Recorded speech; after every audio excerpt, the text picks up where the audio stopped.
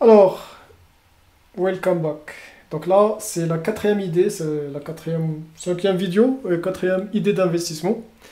Et là, on arrive à quelque chose qui me tient à cœur, parce que c'est l'un de mes domaines d'investissement de prédilection, hein, je vous cache pas, parce que comme ça, vous comprenez aussi là où je suis, on va dire, plus à l'aise, plus fort, parce que je le fais depuis un bon moment.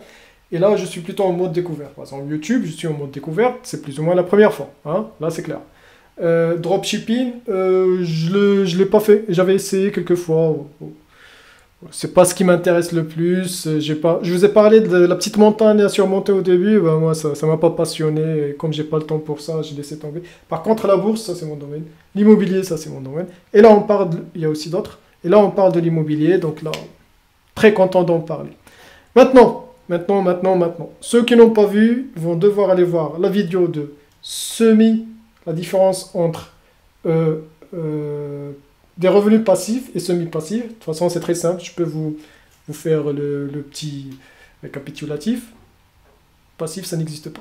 Il n'y a que le semi-passif. Presque n'existe pas. Mais généralement, ça n'existe pas pour le commun de mortels dont on fait tous partie. Bon, voilà. Maintenant que c'est dit, on va rentrer dans le détail. Donc, l'immobilier, c'est tout, sauf un investissement passif. La seule personne qui pourrait dire l'immobilier c'est passif, enfin il y a deux personnes qui peuvent le faire. La première, c'est qui n'a jamais fait d'immobilier. Je sais pas ce que c'est normal, Rassena ou Dawiya, je peux comprendre, et c'est pas une reproche. Voilà, peut-être elle aura la chance de le faire un jour, peut-être elle n'en a pas besoin, tant mieux pour elle. La deuxième, c'est quelqu'un, un investisseur immobilier, mais genre le mec qui a un parc immobilier, voilà, à des années-lumière, genre le mec qui a un parc si grand. Généralement, il a hérité, il a gagné d'une manière ou d'une autre. Il n'a pas construit from scratch. Que finalement, il y a des gens qui travaillent pour lui. Et donc, lui, il n'a pas besoin d'aller dépanner les locataires, il n'a pas besoin d'aller installer les locataires. Lui, c'est juste, il a un compte bancaire et ça tombe, ça tombe. Et peut-être un jour, il a posé la question à son gestionnaire, ah oui, cet argent, ça provient d'où? Sur cet argent, ça provient de ton parc immobilier. Généralement, il n'a pas que l'immobilier. Alors, vous avez compris, c'est pas si blague que ça, mais c'est une blague à part. Maintenant, on va parler plus sérieusement. L'immobilier, bien sûr, c'est beaucoup d'efforts. Donc, c'est actif parce qu'il faut installer le locataire, il faut le chercher le locataire, il faut l'accompagner, non, non, non, non, non. Et puis, tout le temps, il y a des problèmes d'humidité, de fuite, de ceci, de machin, surtout si c'est du Airbnb, surtout si c'est du meublé, etc., etc., etc. Mais, si on veut avoir du semi-passif et se rapprocher le plus du passif, heureusement, il y a une petite solution. Est-ce que c'est le plus rentable? Ben non, parce que là où c'est le plus rentable, forcément, il y a l'effort qu'il y a derrière. Là, tu veux l'argent et la verdure, et bon, l'argent et l'argent, hein. On va pas aller plus loin dans le truc là, dans la blague. Mais bon, voilà. Donc forcément, il y a une contrepartie. Ce que je veux évoquer dans cette vidéo, c'est deux moyens au niveau de l'immobilier. Faire une location non meublée, longue durée. Alors, pourquoi non meublé déjà? Parce que généralement, quand tu fais du meublé, tu vas attirer une population qui est de passage, plus ou moins de passage. Non meublé, c'est les étudiants, c'est les jeunes travailleurs, c'est des gens qui sont là pour une année généralement et après, ils vont partir. Et en plus, généralement, c'est une petite surface. Maintenant, quand tu fais du non meublé, généralement, c'est la grande surface. Et la personne ou les personnes qui vont s'installer, ils vont meubler elles-mêmes. Ils vont pas s'amuser à meubler parce que c'est quand même c'est un investissement de leur part. Et au bout de 3 mois, ils vont se casser quelque part. Ou peut-être les meubles ne sont plus, c'est plus cohérent, ça correspond pas du tout à la réalité du nouvel appartement. Donc, quand c'est du non meublé, déjà, on est en train de faire fidéliser le client, qui est le locataire, ne serait-ce que par la contrainte de quitter le lieu parce qu'en plus c'est 3 mois de préavis, nanana, nanana, etc., etc. Ça dépend des pays, mais c'est toujours la même logique par-ci ou par-là. Et puis, et ça c'est le plus important, c'est que on va attirer des gens qui veulent rester quand même, qui se projettent. Généralement, si c'est un grand appartement, c'est une famille. Donc c'est le couple avec un petit bébé, ils vont sortir de là-bas avec 4 bébés, 4 enfants, parce que là maintenant il va falloir chercher un peu plus loin, mais entre-temps ils sont restés plusieurs années.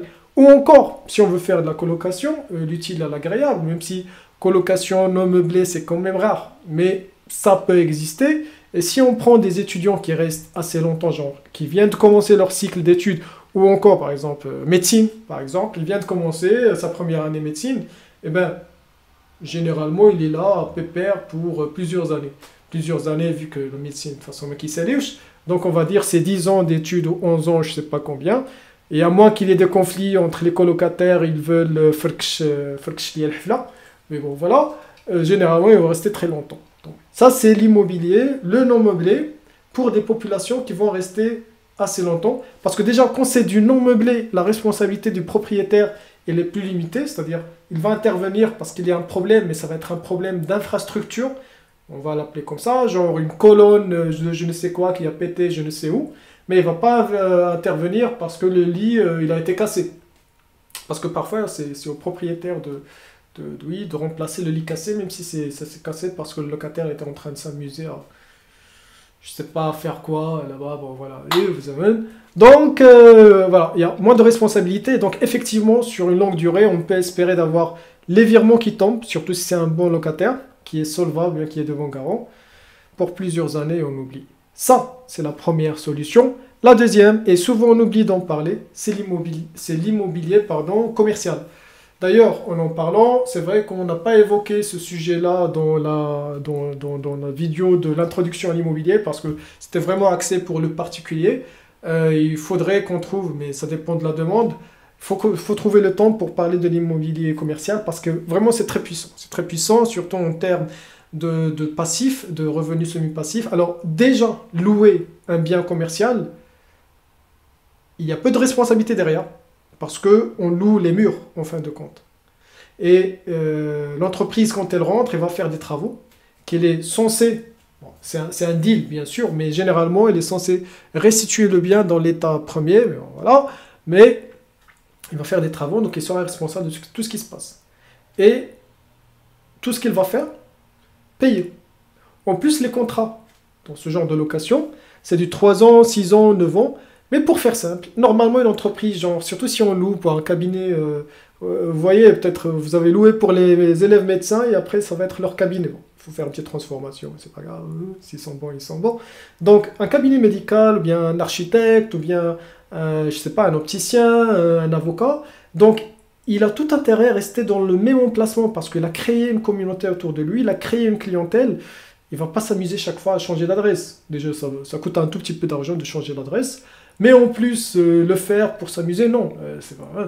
Et donc, normalement, quand on loue ce genre de bien, ça nous arrange très bien qu'il reste 9 ans, qu'il reste 18 ans, qu'il reste le plus possible, si c'est un bon payeur. Et d'ailleurs, même s'il ne paye pas, et ça c'est un autre avantage, la procédure d'expulsion se fait très rapidement. Parce que là, on parle à une entreprise, on ne parle pas à une famille, on ne parle pas à un particulier. Et donc, il n'y a pas la partie sociale, il n'y a pas cette sensibilité sociale, parce que c'est quand même difficile de demander à une famille, surtout qui passe par une impasse, mais je peux comprendre aussi le propriétaire, c'est difficile de leur demander de sortir, parce qu'ils vont sortir, ils vont partir où?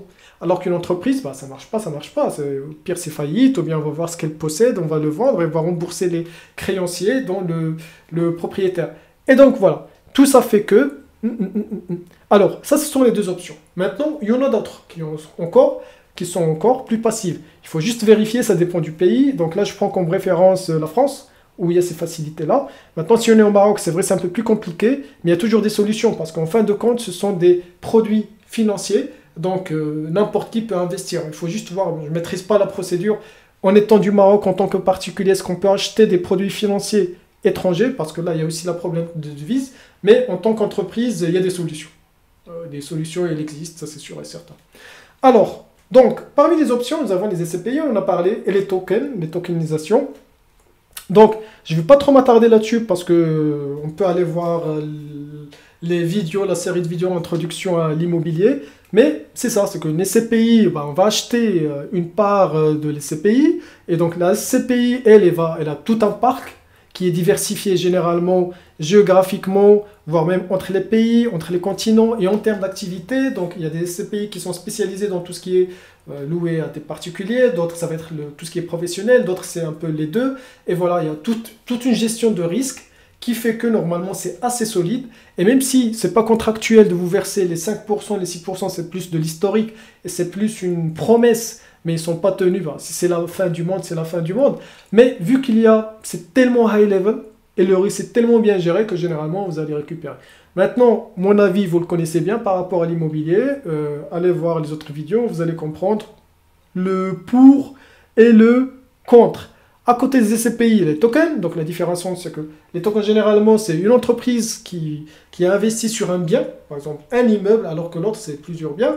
Et là, les tokens, avoir un token, c'est avoir une part. C'est comme si on a digitalisé la chose et on a un token, c'est comme la crypto. Et donc, on va prendre un certain nombre de parts. L'avantage, c'est que si on veut acheter un immeuble, c'est des millions d'euros, bien plusieurs centaines de milliers, ça dépend où ça. Si on achète token, bien SCPI, c'est un peu quand même, c'est des centaines des centaines d'euros. Token, ça peut être 1 euro, 2 euros, ça dépend de l'offre.